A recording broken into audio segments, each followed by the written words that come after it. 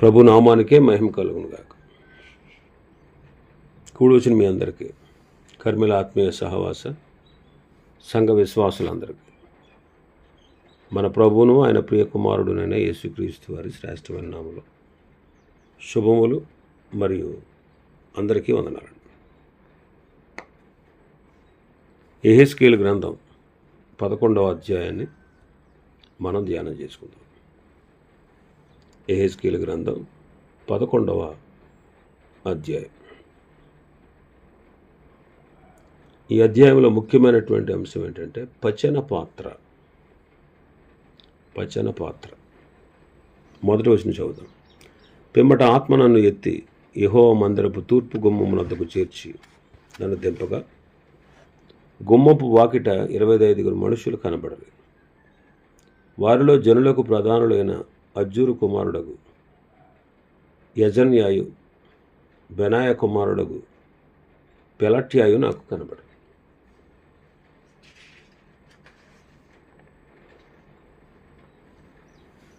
యెహెజ్కేలు తల వెంట్రుకలు పట్టుకుని ఆత్మ భూమి ఆకాశముల మధ్యకి ఎత్తి యెరూషలేములో ఉన్నటువంటి దృశ్యాలను చూపినట్టు ఇప్పుడు కూడా ప్రవక్తను మందిరపు తూర్పు గుమ్మమునద్దకు చేర్చారు. గుమ్మపు వాకిట 25 మంది మనుషులు కనబడ్డారు.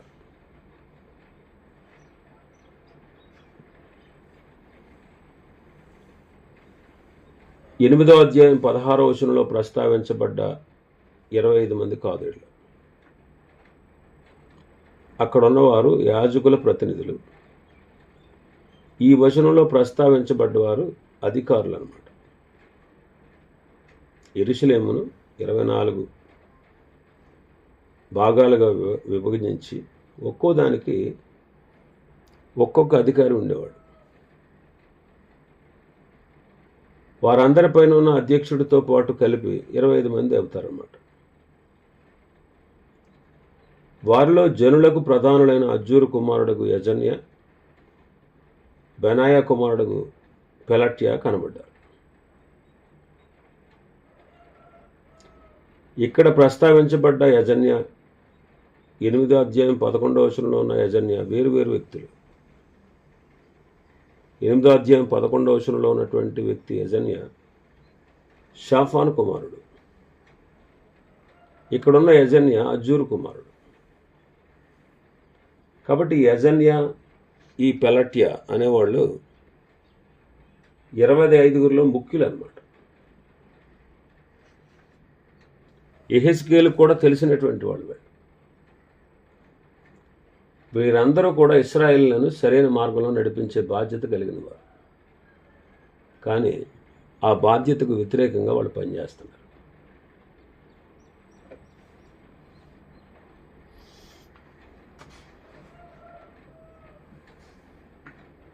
దేవుని ఆత్మ యెరూషలేములో దేవుని మందిరంలో ఉంటూ పాపపు ఆలోచన గలవారిని యెహెజ్కేలుకు చూపుతున్నారు.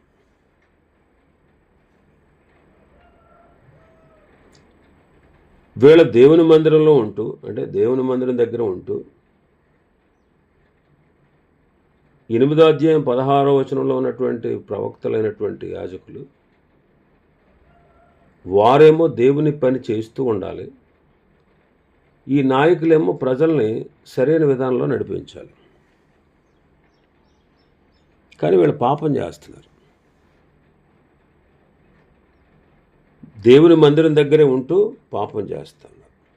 అందుకే నీవు దేవుని మందిరంలోకి పోనప్పుడు నీ ప్రవర్తన జాగ్రత్తగా చూసుకోనమా అన్నాడు. దేవుని మందిరంలోకి పోనప్పుడు అంటే మందిరానికి వెళ్ళినప్పుడనే కాదు, మందిరానికి పోవుచున్న నీవు నీ ప్రవర్తన విషయంలో జాగ్రత్తగా చూసుకోవాలి.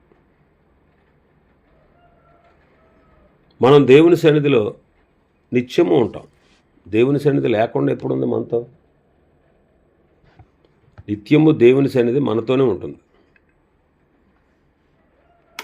ఆయన ఎక్కడున్నాడు ఇప్పుడు? ఆలయంలో లేడు, మన హృదయం అనే ఆలయంలో ఉన్నాడు ఆయన. మన దేహమే దేవుని యొక్క ఆలయం. ఆయన సన్నిధి లేనిది ఎప్పుడు? కాబట్టి నిత్యము ఆయన సన్నిధి మనతోనే ఉంది, నిత్యం. కాబట్టి మనం మన ప్రవర్తన చాలా జాగ్రత్తగా చూసుకోవాలి. మన మాటలు, మన ఆలోచనలు వాక్యానుసారంగా ఉండాలి.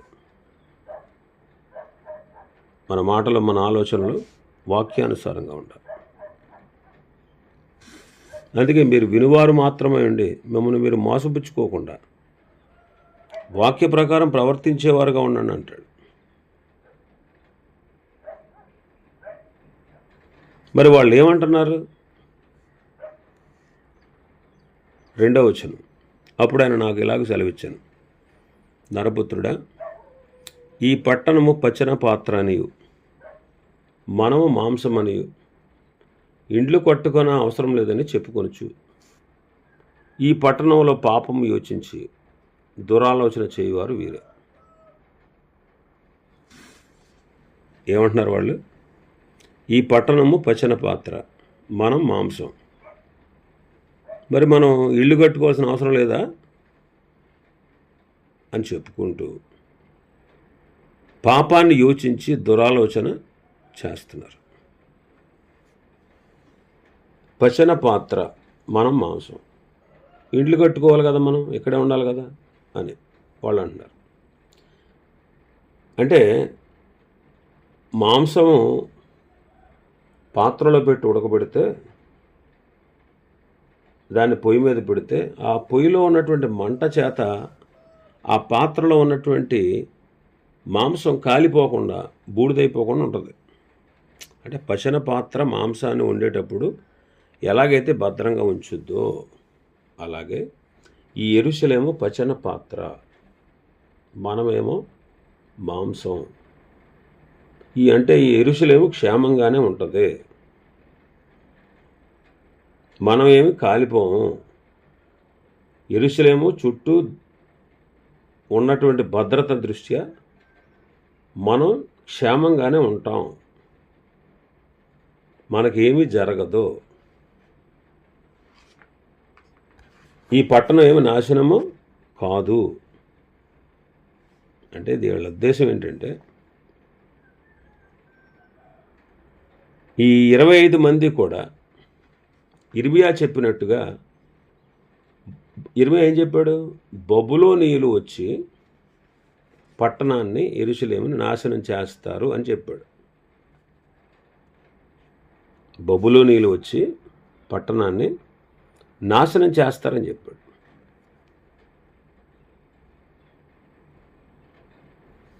ఇర్మియా గ్రంథం 14వ అధ్యాయం 12వ వచనం, వారు ఉపవాసం ఉన్నప్పుడు నేను వారి మొర వినను, వారు దహన బలిగైనను నైవేద్యమునైనా అర్పించినప్పుడు నేను వాటిని అంగీకరింపను.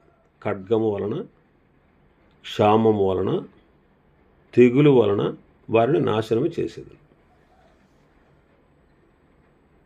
అందుకు ఇర్మియా అంటున్నాడు, అయ్యో ప్రభువైన యెహోవా, మీరు ఖడ్గము చూడరు, మీకు క్షామం కలగదు, ఈ చోటనే స్థిరమైన సమాధానం మీకు ఇచ్చేదనని మిగిలిన ప్రవక్తలు వారితో చెప్పుచున్నారని నేను అనగా, యెహోవా నాతో ఇట్లనను, ఆ ప్రవక్తలు నా నామాన్ని బట్టి అబద్ధాలు ప్రకటించారు.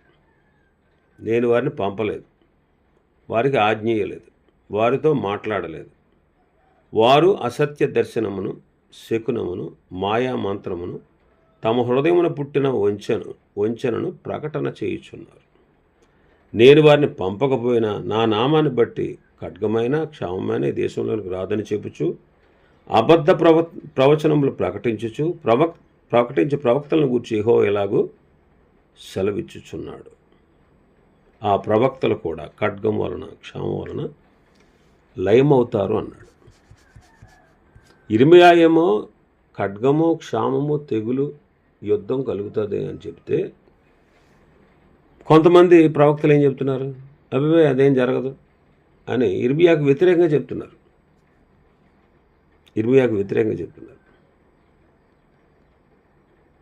ఇంకా 21వ అధ్యాయంలో ఇర్మియా 21:4 చదివితే, ఇశ్రాయేలు దేవుడని యెహోవా ఇలాగ సెలవిచ్చున్నాడు, బబులోను రాజు మీదను, మిమ్మును ముట్టడివి కల్దీల మీదను మీరు ఉపయోగించిన యుద్ధాయుధములను, ప్రాకారములను బయట నుండి తీసుకుని ఈ పట్టణంలోనికి వాటిని పోగు చేయించదను. కోపమును రౌద్రమును అత్యుగ్రతయు కలిగిన వాడనై బాహుబలముతోనూ చాచిన చేతితోనూ నేనే మీతో యుద్ధం చేసేదను. మనుషులేమి పశువులేమి ఈ పట్టణ నివాసులు అందరినీ హతము చేస్తాను. గొప్ప తెగులు చేత వారు చేస్తారు. అటు తర్వాత నేను యోధా దేశపు రాజైన సిద్కియాను అతని ఉద్యోగస్తులను తెగులును ఖడ్గమును క్షామమును తప్పించుకొని శేషించిన ప్రజలను బబులోను రాజైన నెబుకద్నెజరు చేతికి వారి ప్రాణములు తీయజూచి వారి శత్రువుల చేతికి అప్పగించేదను. అతడు వారి యందు అనుగ్రహం ఉంచకయు వారిని కరుణింపకయు వారి ఎడల జాలి పడకయు వారిని కత్తివాత హతము చేయను. ఈ ప్రజలతో నీ విట్లను యెహోవా సెలవిచ్చినదేమనగా జీవమార్గము మరణ మార్గము నేను మీ ఎదుట పెట్టుచున్నాను. ఈ పట్టణంలో నిలిచివారు కత్తి వలన కానీ క్షామం వలన కానీ తెగులు వలన కానీ చచ్చెదరు. మేలు చేయుటకు కాదు కీడు చేయుటకు నేను ఈ పట్టణానికి అభిముఖుడనైతిని కనుక బయటకు వెళ్ళి మిమ్మల్ని ముట్టడి వేయించిన కల్దీలకు లోబడివారు బ్రతుకుతారు. దోపుడు సొమ్ము దక్కినట్లుగా వారి ప్రాణం వారికి దక్కుతుంది. ఈ పట్టణం బబులోను రాజు చేతికి అప్పగించబడుతుంది. అప్పుడు అగ్ని చేత దాన్ని కాల్చివేస్తాను. ఇదే యెహోవా వాక్కు. ఇర్మీయా అలా చెప్పాడు. అయితే వీళ్ళేమంటున్నారు? 25 మంది తమ భద్రతకి ఏమి భంగం లేదనుకుంటున్నారు. యెరూషలేము పశన ప్రాత్ర అంటున్నారు. అంటే ప్రాకారాలు దాని చుట్టూ ఎత్తడి గోడల్లా ఉన్నాయని, వారు మాంసమని, అంటే యోధా జాతి అన్ని జాతుల్లో కల శ్రేష్టమని వారు గర్వపడ్డారు. వారి వాదన ఏంటంటే ఇర్మీయా మనల్ని పిరికోళ్ళగా చేస్తున్నాడు. ఇర్మీయా మనల్ని పిరికోళ్ళలా చేస్తున్నాడు. కాబట్టి మనం భయపడాల్సిన అవసరం లేదు. యెరూషలేము చుట్టూ ప్రాకారాలు ఉన్నాయి. దేవుని భద్రత ఉంది. కాబట్టి మనల్ని ఎవ్వరూ ఏమీ చేయలేరు. కల్దీయుల రాజు అయినా సరే ఏమీ చేయలేడు. కాబట్టి యుద్ధానికి సిద్ధపడదాం. ఇలాగ ప్రజల్ని ప్రవక్త చెప్పిన మాటకు వ్యతిరేకంగా వాళ్ళు తిప్పుతున్నారు ప్రధానులు. చూడండి వాళ్ళు ఎలా చెప్పుకుంటున్నారు. దేవుడే కాపాడుతాడు అనుకుంటున్నారు.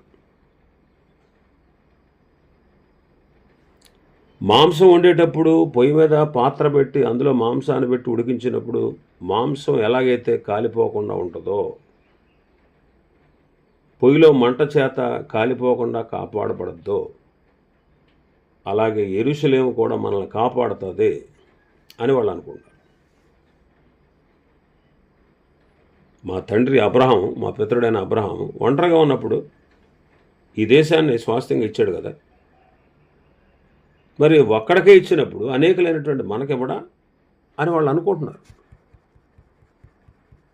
ఇక్కడే స్థిరంగా ఉంటాం అనుకుంటున్నారు వాళ్ళు. ఇక్కడే స్థిరంగా ఉంటాం, అది వాళ్ళ వాదన అన్నమాట.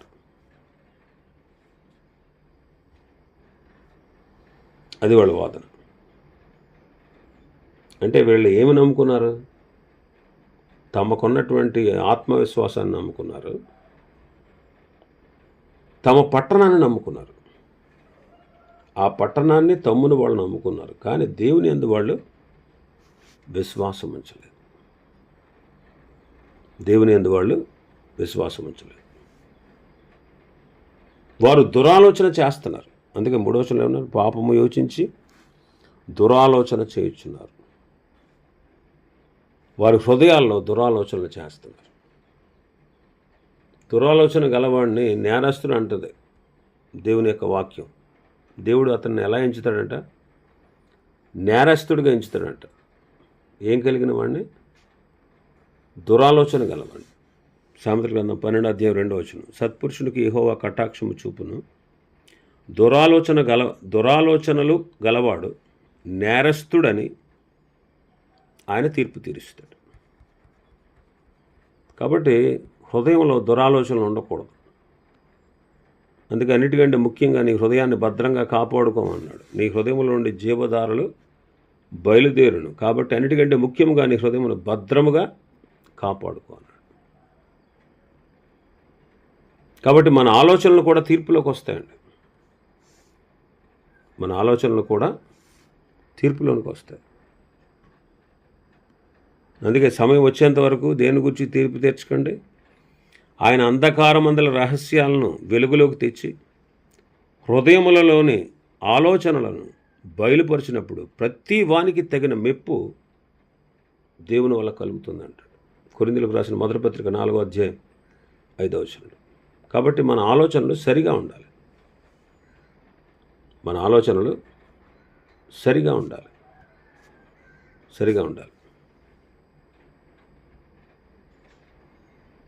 దావీదు అంటాడు కీర్తన 17వ కీర్తనలో 3వ వచనం చదివితే, రాత్రి వేళ నీవు నన్ను దర్శించి నా హృదయంను పరిశీలించితివి, నన్ను పరిశోధించితివి, నీకు ఏ దురాలోచనయు కానరాలేదు,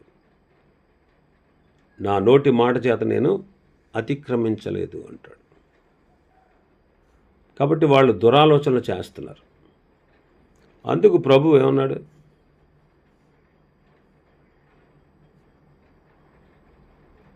నాలుగో వచనం చూస్తే, కావున వారికి విరోధంగా ప్రవచింపుము, నరపుత్రుడా ప్రవచింపుము అని చెప్తున్నాడు. ఏమని ప్రవచించాలో చెబుతున్నాడు. ఏమని ప్రవచించాలి? 5వ వచనం, అంతటా యెహోవా ఆత్మ నా మీదకు వచ్చి ఆజ్ఞ ఇచ్చినదేమనగా, పరిశుద్ధాత్ముడు ఆజ్ఞాపించేవాడుగా కనబడుతున్నాడు. పాత నిబంధనలో పరిశుద్ధాత్ముడు అప్పుడప్పుడు వచ్చి భక్తులను పనిలో వాడుకొని వెళుతూ ఉండేవాడు. ఇప్పుడైతే పరిశుద్ధాత్ముడు ఎల్లప్పుడూ మనలో ఉండునట్లుగా వచ్చి ఉన్నాడు. ఆయన మనతోనే ఉంటాడు.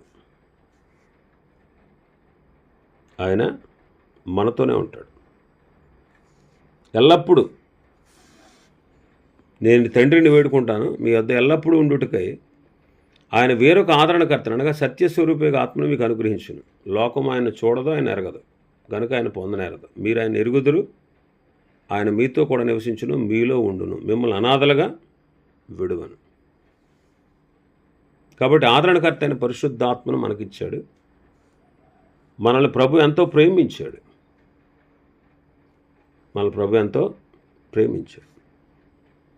విమోచన దినం వరకు ఆయన మనలో ఉంచాడు. అందుకే ఎఫెసీ పత్రిక 4వ అధ్యాయం 30వ వచనం చదివితే, దేవుని పరిశుద్ధాత్మను దుఃఖపరచుకుడే విమోచన దినం వరకు ఆయన మనయందు ముద్రింపబడి ఉన్నారు.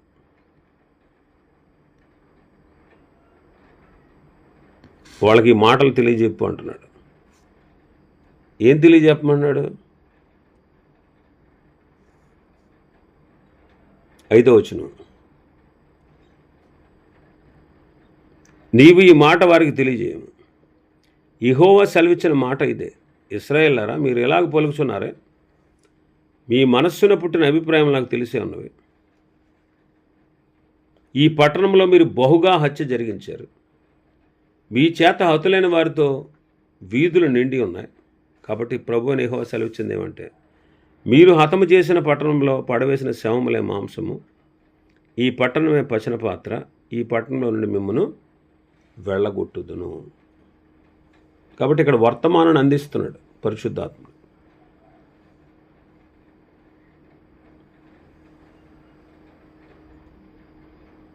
ఏం చెప్పాలో చెబుతున్నాడు. ఇక్కడ వర్తమానాన్ని ఇస్తున్నాడు పరిశుద్ధాత్మ. నీవు ఈ మాటలు వారికి తెలియజేయమన్నాడు. ఈనాడు వర్తమానం ఇచ్చేవాడు పరిశుద్ధాత్ముడే.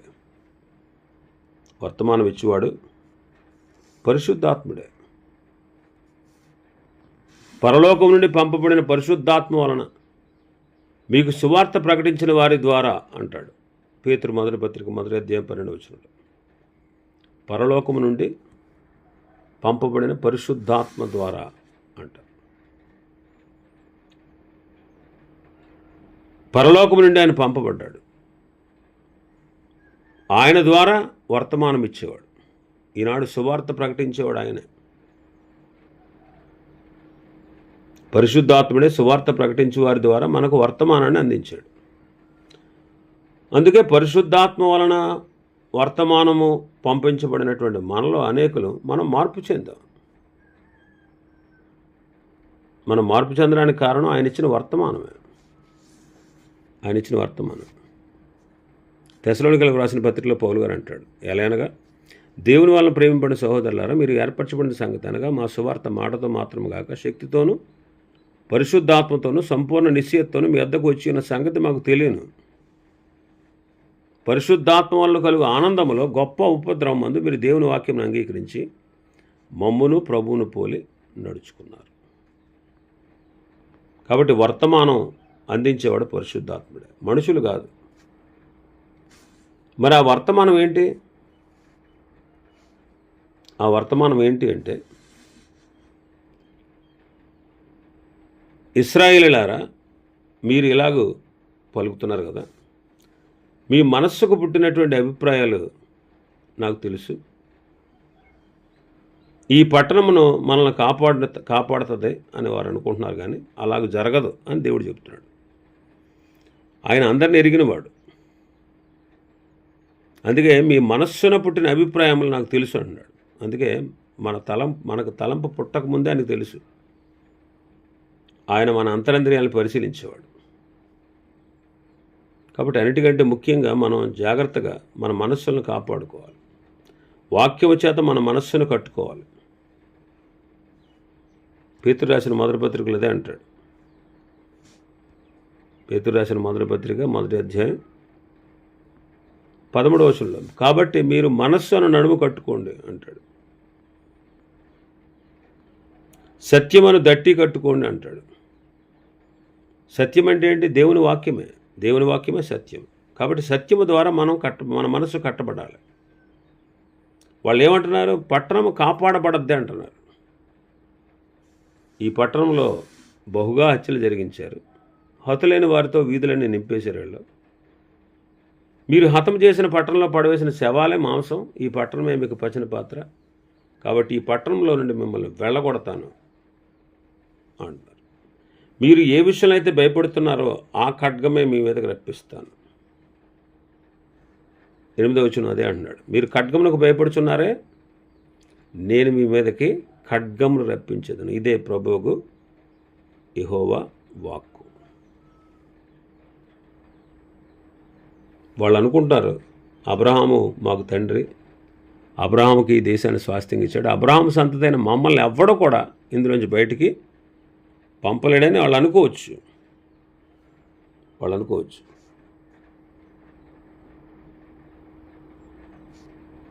వాళ్ళు అనుకుని ఉండొచ్చు. అయినా సరే దేవుడు ఏం చేస్తానన్నాడు? మిమ్మల్ని బయటికి, అదే మాట 33వ అధ్యాయంలో చదువుతాం. యెహెజ్కేలు గ్రంథం 33:24, నరపుత్రుడా, ఇశ్రాయేలు దేశంలో పాడైపోయిన ఆయా చోట్ల కాపురం ఉన్నవారు, అబ్రహాం ఒంటరి ఈ దేశాన్ని స్వాస్థ్యంగా పొందాడు కదా, అనేకులైన మనకు ఈ దేశాన్ని స్వాస్థ్యంగా ఇవ్వబడదా అని అనుకుంటున్నారు. కాబట్టి వారికి మాటలు తెలియజేయము. ప్రభువుకి యెహోవా సెలవిచ్చినది ఏమనగా, రక్తము ఓడ్చివేయక మాంసం భుజించి మీరు, మీ విగ్రహములందు దృష్టి ఉంచే మీరు, నరహత్య చేయి మీరు ఈ దేశాన్ని స్వతంత్రించుకుంటారా అంట. అబ్రహాం చాలా మంచి భక్తుడండి. దేవుడు చెప్పింది చేసినవాడు, విశ్వాస వీరుడు. కనుక దేవుడు అబ్రహాంకు స్వాస్థ్యంగా దేశాన్ని ఇచ్చాడు. అయితే వీళ్ళు ఏం చేస్తున్నారు? వాళ్ళ రక్తాన్ని ఓడ్చివేయక మాంసం భుజిస్తూ, విగ్రహాల వైపు దృష్టి ఉంచుతూ, నరహత్య చేస్తూ, ఈ దేశంలో మేము ఉంటాం అనుకుంటున్నాం. మరి ఇలాంటి వాళ్ళకి ఎలాగ స్వాస్థ్యంగా ఇస్తాను నేను అంటున్నాడు. కనుక ఖడ్గమే మీ మీదకి వస్తుంది. ఖడ్గమే మీ మీదకి వస్తుంది.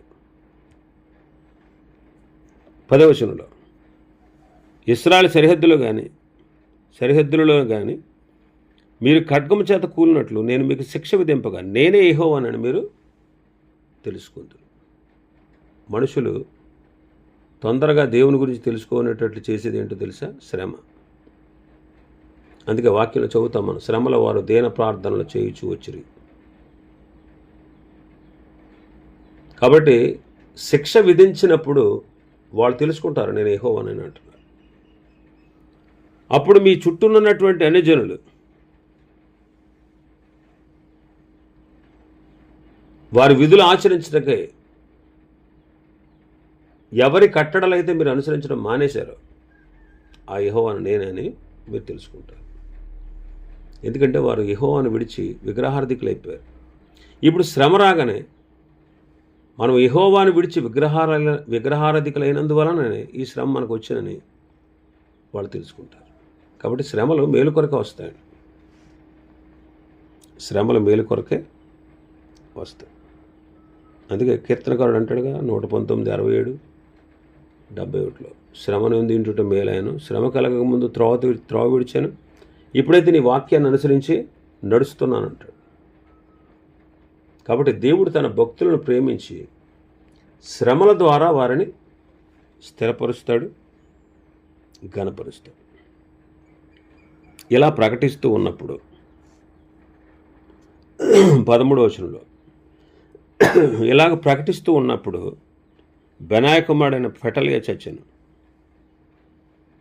ఈ పెటలియా ఒక ప్రధాని. మొదటి శిక్ష ప్రధానికి కలిగింది. ప్రజలను క్రమంలో పెట్టవలసిన బాధ్యత నాయకులకి. నాయకులు దారి తప్పితే ప్రజలు కూడా దారి తప్పుతారు. కాబట్టి పెద్దలనే శిక్షిస్తున్నాడు. ఇప్పుడు ఆ పెలటియా చనిపోగా ఇశ్రాయేలు యెహెజ్కేలు వేదనతో మొరపెట్టాడు. సాష్టాంగపడి ఎలుగెత్తి, అయ్యో ప్రభువా యెహోవా, ఇశ్రాయేలు శేషమును నీవు నిర్మూలన చేయుదువా అని మొరపెట్టాడు. ఇశ్రాయేలుల క్షేమం కొరకు యెహెజ్కేలు బహు వేదనతో మొరపెడుతున్నాడు. మోషే కూడా ఇశ్రాయేల్ రక్షణ కొరకు బహు వేదనతో మొరపెట్టాడు. అయ్యో అనే పదం బహు వేదన చూపిస్తూ ఉంది. అలాగే ఇర్మియా కూడా ప్రజల కొరకు కన్నీరు కార్చాడు. అలాగే అపొస్తలుడైన పౌలు గారు, తిమోతి సంఘాల కొరకు వేదనతో మొరపెట్టారు. నశించు ఆత్మల పట్ల వేదనతో ప్రభుకు మొరపెట్టారు. ఈనాడు మనం కూడా అలాంటి వేదనతో సంఘాల నిమిత్తం, అలాగే సమస్తమైన పరిశుద్ధుల నిమిత్తము పూర్ణమైన పట్టుదలతో ప్రభు సన్నిధిలో మొరపెట్టవలసిన వారంగా ఉన్నాం. ఇంకా చాలా విషయాలు ఈ అధ్యాయంలో ఉన్నాయి. ప్రభు చిత్తమైతే రేపు ఏదైనా మరికొన్ని విషయాలు ధ్యానం చేసుకుందాం. దేవుడి వర్తమాన వాక్యాన్ని మన వినికిడిలో ఆశీర్వదించునుగాక. ఆమేన్.